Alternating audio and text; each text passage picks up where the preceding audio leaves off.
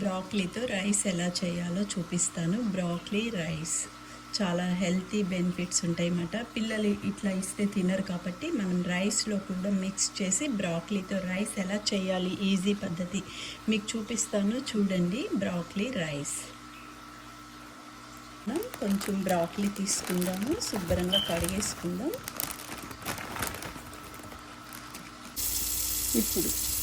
ఇప్పుడు శుభ్రంగా వాటర్ వేసి కడిగేసుకుందాం. బ్రాక్లీ చూడండి, ఇట్లా శుభ్రంగా కడిగేసుకోవాలి. కడుక్కున్నాక నేను బ్రాక్లీ రైస్ ఎలా చేస్తానో చూపిస్తాను చూడండి.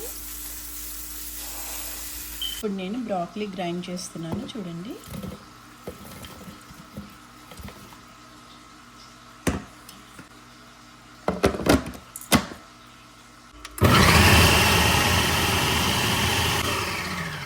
బ్రాక్లీ రెడీ అయిపోయింది. బ్రాక్లీ రైస్ ఎలా చేయాలో చూపిస్తాను చూడండి.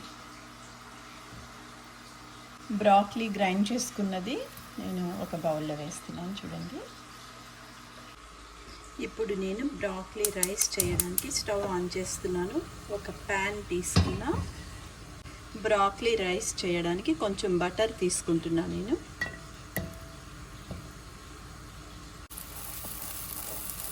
ఇప్పుడు కొంచెం జీలకర్ర, కొంచెం గార్లిక్, కొన్ని ఆనియన్స్ శుభ్రంగా కలుపుకుందాం.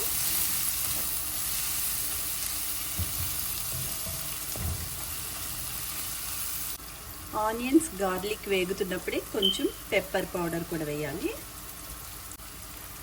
ఒకసారి శుభ్రంగా కలుపుకుందాము. కొంచెం వేగిపోయాక గార్లిక్ ఆనియన్ వేగిపోయింది. ఇప్పుడు బ్రాక్లీ వేస్తున్నాను చూడండి. మిక్స్ చేసుకొని ఒక 5 నిమిషాలు వేగితే చాలు. తర్వాత నేను సాల్ట్ వేయాలి. ఇప్పుడు దీంట్లో నేను ఇందాక కుక్ చేసుకున్న రైస్ వేస్తున్నాను.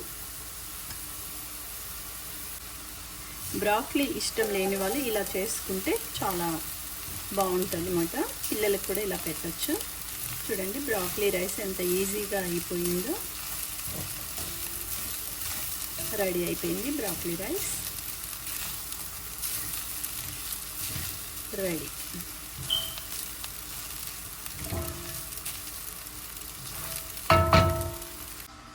వేడి వేడిగా హెల్తీ బ్రాక్లీ రైస్ రెడీ.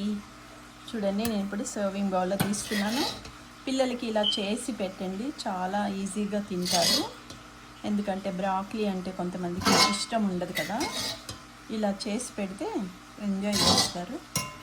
చూడండి ఇవాళ మా ఇంట్లో హెల్తీ బ్రేక్ఫాస్ట్ బ్రాక్లీ రైస్